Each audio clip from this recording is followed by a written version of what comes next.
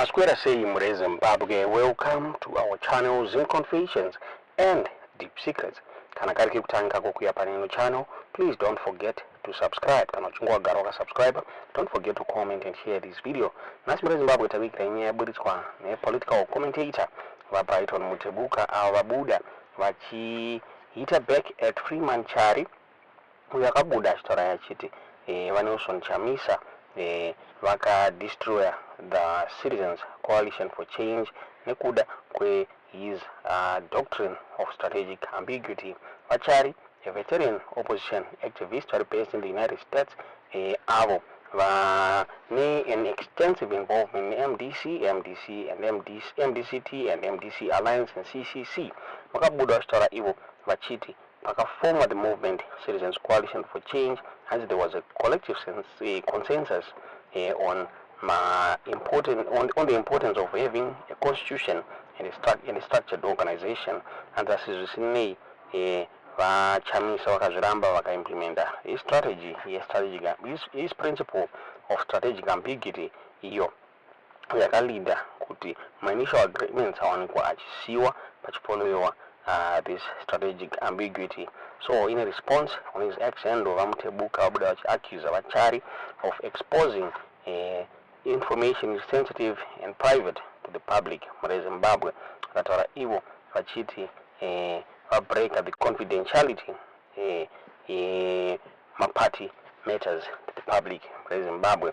Vendra mberi vachidefender Welshman Chamisa vakataura ivo vachiti initially Welshman Chamisa vanga vasiri interested nekushanda former senior MDC officials avo vakange vakambosiya party during the leadership here the late Morgan Tsvangirai.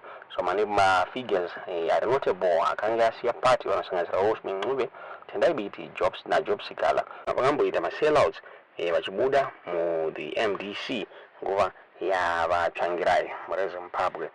Yakaburitswa nePindula News vachitaura vachiti political commentator Brighton Mutebuka is it back at Freeman Chari's assertion that Welshman Chamisa, the former leader of the Citizens Coalition for Change (CCC), personalized the movement with his doctrine of strategic ambiguity. Chari, a veteran opposition activist based in the United States, who has had extensive involvement with MDC, MDCT, and MDC Alliance and CCC, claimed that when the movement was first founded, there was a collective consensus on the importance of having a constitution and structured organization. However, he argued that Chamisa's principles of strategic ambiguity led to the abandonment of those initial agreements, effectively disagreeing the foundational promises. In a sharp response posted on X, Mutebuka accused Chari of exposing sensitive private discussions to the public.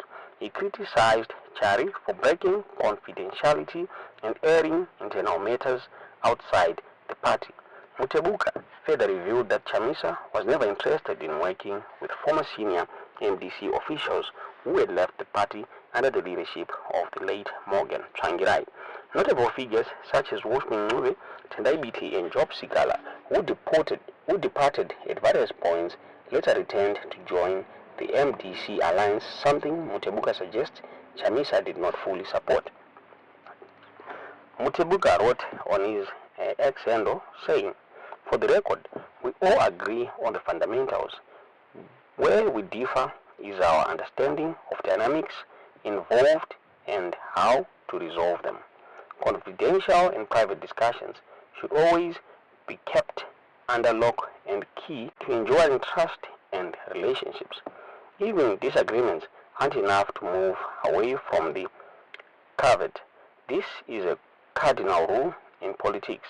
My assessment, which I have highlighted consistently, is that there was no love lost between Chamisa and his colleagues from the Tsvangirai era.